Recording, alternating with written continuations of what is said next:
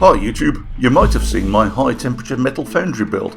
You might have also seen me insulate it with high temperature foam. Well, after a dozen or so uses, the foam was letting me down, so I decided to get plastered. Stick around and I'll show you what I mean. Hi again guys, my name's Jeff and I'm the vegoilguy. A few months ago I insulated my homemade metal foundry with throwaway insulation foam. Whilst this was a great success and worked very well, after a dozen or so uses it didn't seem to be working quite as well as it should. I cut away a section of foam to see what was going on, and it's not pretty. It's clearly charred and it's lost its strength. I can even push my finger straight through it. Now most of us have seen Grant Thompson's excellent metal foundry video with his simple 50-50 sand and plaster of Paris mix, which yields great results. Unfortunately, after about the third or fourth use, it begins to fall apart. That's why I switched to refractory, to give me a strong, stable finish. But it has to be said, plaster makes a cheap, effective insulation, so I decided to add it to the outside of my foundry. I stripped the foam from the foundry, which was all too easy, and then I got a real shock. I undid the bolt that held the baseboard in place, and I was very surprised to see the state of the plywood beneath. 1 inch of plywood was all but ash, and I could easily pull it apart. This means it's critical to insulate the base of your foundry. Learn from my mistake here, please guys. It's too dangerous not to. Attaching a jigsaw to another scrap of plywood, I was able to make a simple compass jig. This allowed me to cut a pretty good circle from the plywood square, and it was roughly 2 inches wider all round than my foundry. This would give me a good layer of insulation. I was able to reuse the wooden blocks and casters from the old base. 2 of these wheels lock for safety, and with plaster added to the foundry, these wheels are going to be critical as it's going to become very heavy. Because of its weight, this foundry will live permanently outside, so I took the time to treat the wood properly, and I oiled all the wheels and metalwork. The following day the weather had changed, so I moved inside my garage. Here you can see I've added a perspex outer shell, securing it with screws to the base. The square offcut from the base helped to hold the perspex in place at the top. Again I screwed this, originally on a temporary basis, but for some reason I fell in love with it. It sounds daft, I know, but I liked it so I kept it, but it's strictly not necessary. A quick note about perspex guys, it was terrible. I thought it would mould nicely to a cylindrical shape, and initially it did. Then without warning it cracked, and then it cracked again. I used some strong duct tape to cover all the cracks and the joins. I also wrapped it around the circumference to make sure the perspex would hold in place, as I was expecting more cracks, and believe me, I got them. Inside I screwed some galvanised mesh to help bind the plaster together. You can see just above the base I've marked a line, and this is roughly 2 inches high. I made sure everything was sitting fairly level to make pouring and levelling easier. You may have seen me do this before. A simple electric sander makes a great vibration tool. Here a copper pipe is simply clamped in place using a dozen cable ties. Now when it comes to the plaster mix, Grant Thompson's 50-50 sand and plaster of Paris mix is probably ideal. Unfortunately, here in the UK, plaster of Paris is quite expensive in large quantities, but wet trades like plastering are very common, so I opted for a large bag of gypsum thistle hardwall. For sand I simply went with sharp sand. I calculated that I needed roughly 9 litres of material to meet my 2-inch line. Working roughly on a ratio of 2:1 plaster to water, I added 3 litres of hardwall and 3 litres of sand to a dry bucket, and mixed this thoroughly until it was a uniform colour. I then added 3 litres of water to a second bucket. The trick with plaster is to add the plaster to the water and not the other way around. I used a paint stirrer in my drill and added the plaster mix bit at a time, mixing all the while. I ended up with something that's probably too wet for a plasterer to use, but it was okay to pour. I poured the content in and prayed the perspex wouldn't crack again.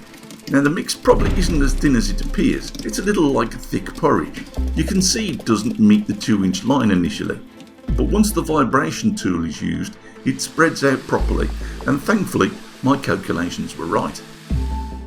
The base of the foundry has some voids, and these could be usefully filled. You'll note that I've cut the bolt away, it's not needed anymore. A little PVA is added to help things bond together, and the bucket is scraped clean and the content is just enough to fill in these voids. I levelled it roughly with the trowel and then with a straight edge. The plaster of Paris mix goes off very quickly. The hard wall takes a couple of hours. The important thing is to wait until it's just starting to go off, and then use a straight edge to scratch the surface enough to give you a nice flat finish, just as you've seen I've done here. The following day I lifted the foundry and placed it on the plaster base. I needed to work out where to cut a hole for my burner to go, so I placed a piece of steel pipe inside the foundry that's the same size as my burner. My plan was to heat the pipe and melt a hole through the perspex. It didn't work, but it did manage to crack again, big surprise. So instead I used a blowtorch and heated a piece of steel bar and melted my way through from the outside. A good hot soldering iron would have done the same thing. Learning from my mistakes in my foundry build, I wrapped the pipe with a thin metal sleeve made from a soda can. I then used ordinary plasticine around the pipe to stop the plaster from oozing out. Plenty of duct tape was then used to cover up the perspex cracks. I also added some more galvanised mesh. To avoid spilling plaster inside the foundry, I used the existing lid. With everything mixed and ready, I poured it in. It's critical to use the vibration tool at this point to ensure there's no unwanted voids. Pay particular attention around the burner pipe. Make sure you get that plaster underneath it.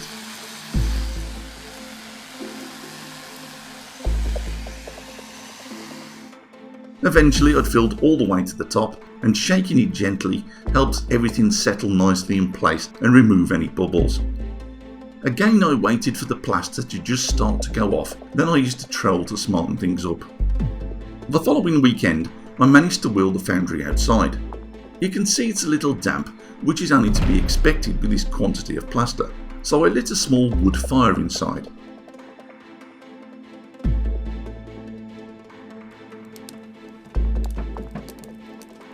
I fed the fire for half an hour or so, and then I let it die out.